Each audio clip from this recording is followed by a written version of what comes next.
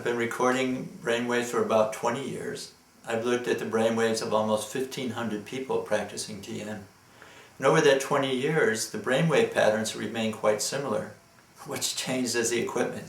Behind me you see the equipment I started with. It weighs 300 pounds and only recorded 12 channels. This is what we use now. Records 32 channels. We can have up to 256. It's battery powered. Fits in the carry-on. It allows me to do demonstrations so that when I give presentations on EEG patterns during TM, I can actually show you what is happening.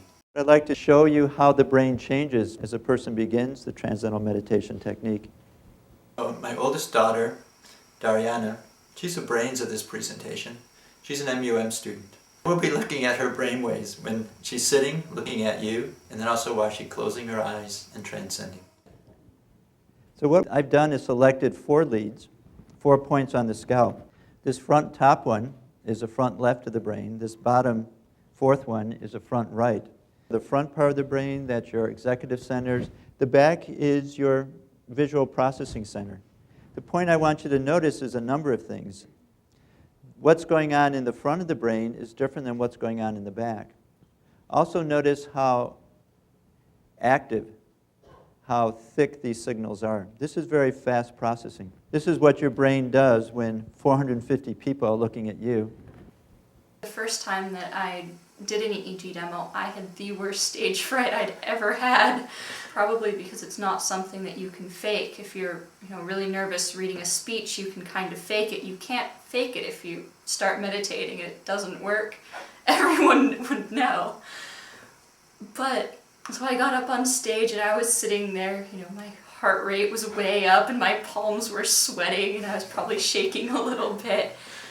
And then I was told to close my eyes and start TM, and it worked. Just instantly, all of a sudden, I was having deep experiences of the transcendent, and apparently the brainwaves matched it.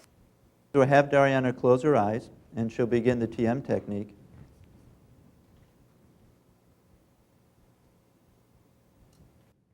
And what you'll notice is one thing is this fast activity will begin to disappear and you see very slow rhythmical activity. This very high amplitude rhythmical activity is alpha activity. And you'll also see it in all the different sensors.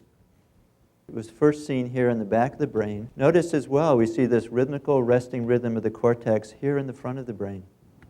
That whole mental chatter that's constantly going on, evaluating, deciding, planning, worrying, all of that is settling down. What happens is everything else, all of the normal thoughts and activities, just mental activity goes away, and it just becomes that mental silence that's there anyway. It's really natural feeling. It doesn't feel like you're doing something foreign to yourself. It's just really just kind of letting your mind experience itself. What we'll do now is just watch the brainwaves while Dariana meditates.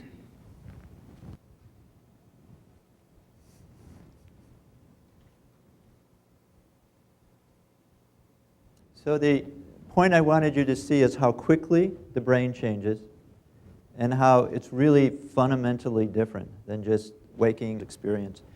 This has very real benefits for you as a student. Experience changes the brain. You're adding an experience of silence, but it's not dull, it's not passive. There's a lot of vitality, there's wakefulness there, there's alertness. And that brain state and that inner experience is integrated in a very systematic, practical, real way with the ability to think and enjoy the world. Lately I've been meditating right after class, and I've noticed that then when I do my homework, I'm just really efficient. I just get it all done and I'm finished with it. But if I do it the other way around and I try and do homework and then meditate, I have to take this chunk of time in order to kind of relax and regroup after class. I have to eat a snack, I have to do all these other things. So it actually probably takes me twice as long if I don't meditate first. And the intriguing point is this happens naturally. It's nothing you have to try to do because experience changes the brain. And moving the brain back and forth from this restfully alert state during TM to focus processing and activity, the two begin to be knit together into one very integrated function of brain and consciousness.